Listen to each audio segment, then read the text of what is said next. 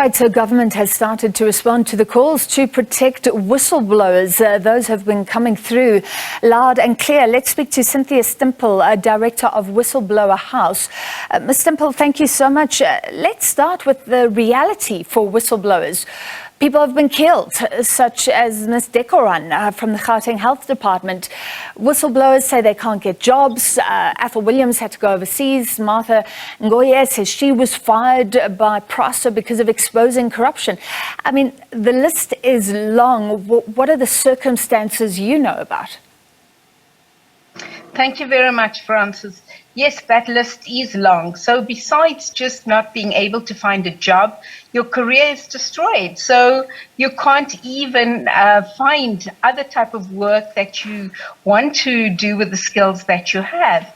The other factor that's not being spoken about is the mental health implication that happens and the toll it has on the whistleblower and its families. So they will suffer either some sort of depression or psychological depression, or further even into needing psychiatric help.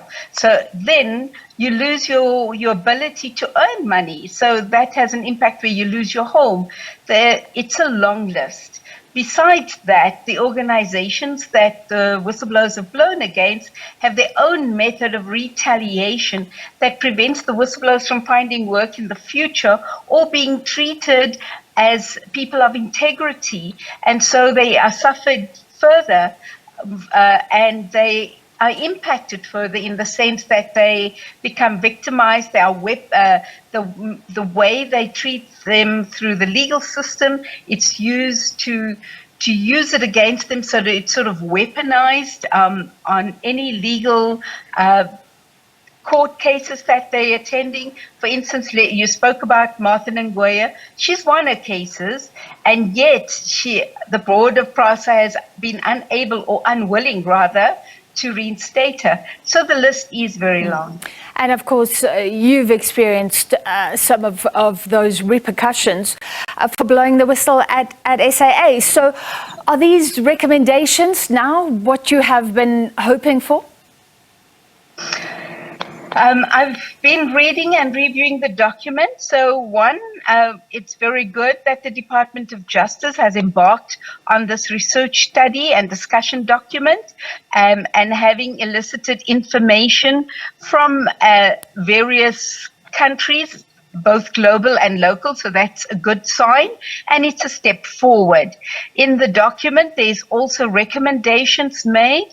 Some of the recommendations at this point in time does not stipulate exactly how they're going to entail it or fix it or implement it. So for instance, let's talk about them using a body like the South African Human Rights Commission, which is really great, but they don't state that they will provide capacity for them and perhaps harness a certain type of whistleblowing strengths or skills that can help whistleblowers.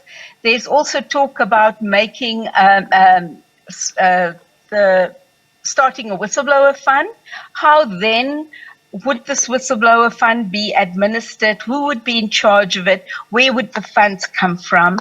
It would be very unfair if the funds came from taxpayer base, because that's just not right. It should rather come from the perpetrators through their fines, that through the legal system or through the commission tribunal or through any other method from the justice system, and that should be funded then to the whistleblower fund. There's also no talk at all or recommendations regarding the mental health or physical health and impact it has on families about whistleblowers. I think there's a gap there. So yes, so we will be reviewing and making lots of recommendations. So you're saying basically it's short on detail, and the details are important. I understand it says whistleblowers will be offered legal and emotional assistance. But yes, how do you offer that? Who decides where the funds go? Is there anything you can recommend? Any global benchmarks? I mean, here they've looked at global precedents. Is there a system that works, or are we going to have to make a lot of this up? Look, South Africa's unique. We're not, the way the States works, the US system, they work on the Quitam system, the False Claims Act, and any whistleblower on the on their Securities Exchange Commission is for huge companies who have the financial base, so that when a whistleblower blows the whistle against that case is litigated successfully, the whistleblower gets a percentage up to between 15 and 30% of whatever the case is that they managed to save or recoup from the litigation. However, in South Africa, yes, there'll be organizations that are on the stock exchange, so one could apply that type of rule. But what about the state-owned organizations? Or what about the small organizations that aren't on the stock exchange? Yet there's fraud perpetrated on a daily basis, and a whistleblower picks that up and reports it. How is that whistleblower compensated? And therefore, I feel we need to look at it from a South African base, that we are unique, we have huge diversity, and we need to look at all levels of all the organizations participating in the economy. We need to look at how the whistleblower is impacted. So yes, you may be a whistleblower of a small organization, but at the same time, you also lose your job and you lose your home. Whereas someone blowing the whistle on a big organization like SAA is impacted the same way. They also lost their home and their jobs. So one needs to look at that type of comparison. How do you compensate them? It's the major loss, and then start working around that. You can't say because it's a small company they will get X, and it's a big company you can get Y. There has to be a fairness and a transparency applied. So yes, we will give that type of recommendations. Also regarding, let's say, I know yesterday Mr. Crispin from the spokesperson of DOJ said they're most looking at the Canadian type whistleblowing policies and looking at advocating that for South Africa. So we need to see if it will be a big fit for us. If it's a fit, yes. But if it's not a fit, we need to see at a hybrid.